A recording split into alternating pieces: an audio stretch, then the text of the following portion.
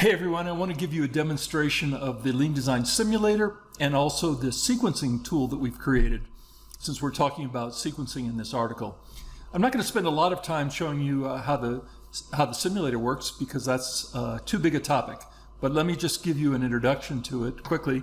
This is an Excel file where we enter our data to build a model. This could be a model of a manufacturing assembly line, for example. That's a very common scenario, or it could be any kind of value stream, but where you have work flowing and you typically have handoffs from one person to another.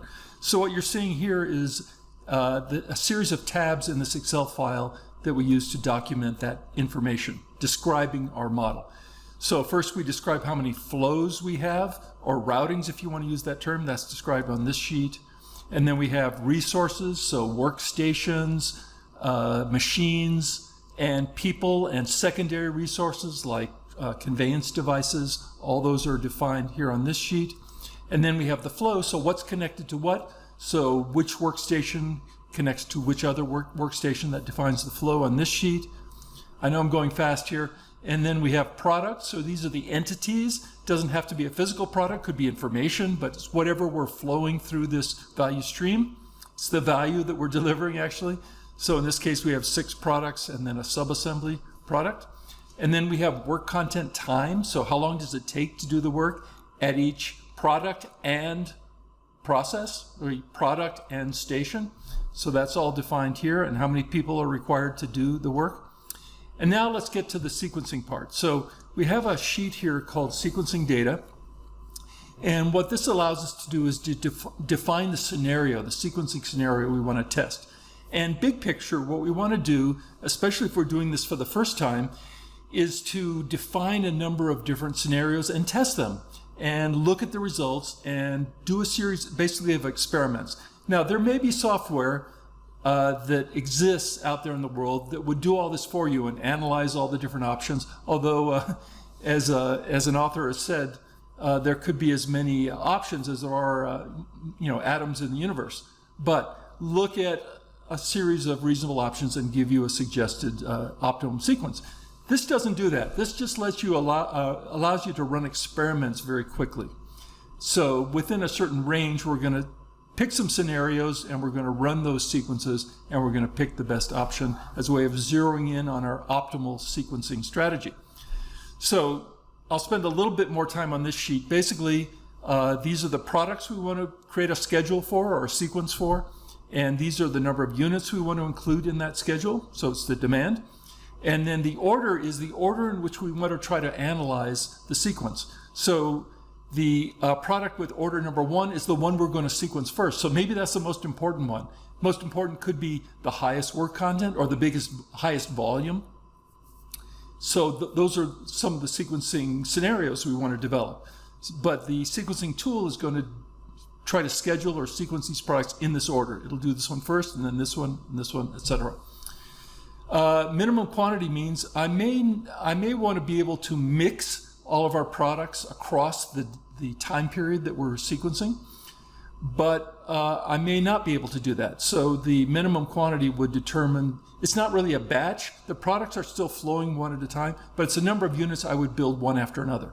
So if I have a 5 in here, I would build 5 product ones, one after the other.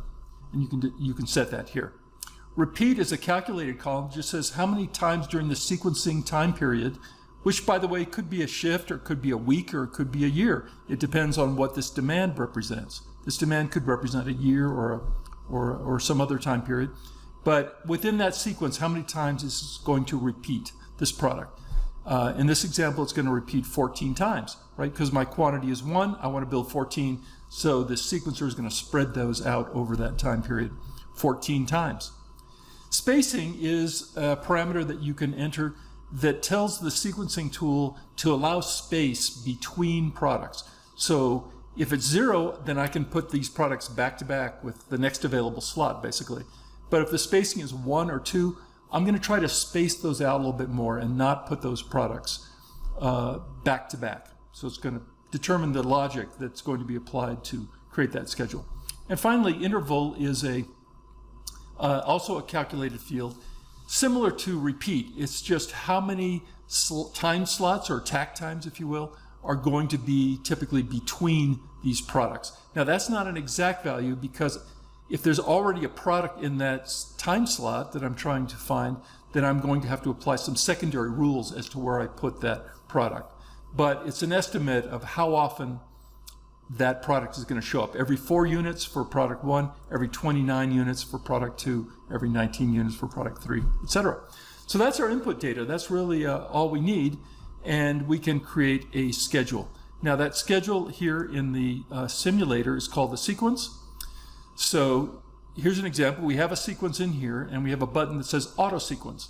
So what AutoSequence is going to do is just look at the data we've defined and create a new sequence. So I just simply click on AutoSequence. It says, are you sure you want to delete all existing sequencing data on this worksheet?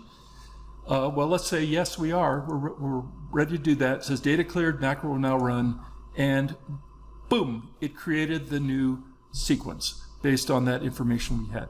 Now, if you want to do a different sequence, you can just save this worksheet under another name and not lose that information.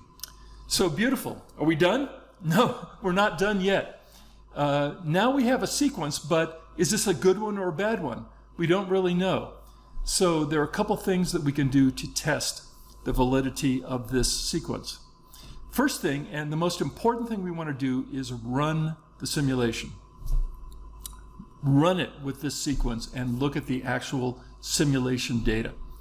So the way we do that is we're going to use this tool called the Lean Design Simulator, and I'm going to show that to you right now. So I'm going over to the Leonardo Group America's website, where we host the simulator in what's called the Lean Design Studio. So I'm going to click on Lean Design Studio Members. It's a membership site. And here we are. I'm already logged in. I'm going to click on this button, Simulate. So it's a Simulate section. And this is, we've designed this to kind of black box the simulation piece of it. So we're not asking you for too much information. There are a couple parameters you need to enter. But this is the simulator. So what we're going to do here is choose the input file, and that input file was the one we were just looking at. Lean Design Simulator Master Data File 5.0, that's the one. And we open it, and we load that basically into memory. It's a browser-based tool, and we can check it, validate it. Validation simply makes sure that you don't have missing links, that you have all the process names identified correctly, etc. And it says no errors. So let's go ahead and run this model. We click on the Simulate button, and it is going to ask me for a couple things. Warm-up time is the time it takes to fill the line, basically.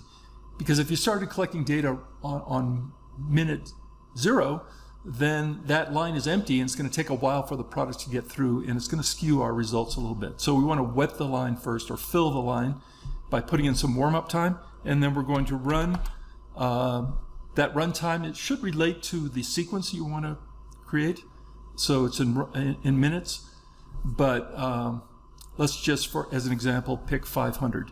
Using variable times, that's okay, but you can turn that on or off if you want to vary the actual work content times within a certain range that you can define. So let's go ahead and run the simulation. And successful, and we completed here 41 units. Now, is that good or bad? Well, that's neither good nor bad, really, until we run a series of experiments. But for this particular scenario, those are the results, and there's the option to get a lot more information here with the results file. I won't open that right now because there's just a lot of information we could look at. But basically, you'd want to store that. That's an experiment we've just run, and we have the results for that experiment. Then we'd go back to our data sheet in Excel, and we'd try another sequence, try another scenario. For example, we might try to run everything in batches, right? Run a daily quantity of all these, one after another, or run it in small batch sizes, or vary the sequence. Instead of going from the order we have, maybe we want to go high, low, and define the order in that way. So there are a variety of experiments we want to run, and then we run the simulator, and then we are are able to start zeroing in on the best sequencing option for us, given our products, given our process times, given our particular flow. So that's it. That's a very quick introduction to how the simulator works and how the sequencing process would work for you to define and really validate the best sequencing rules for your specific factory. Okay.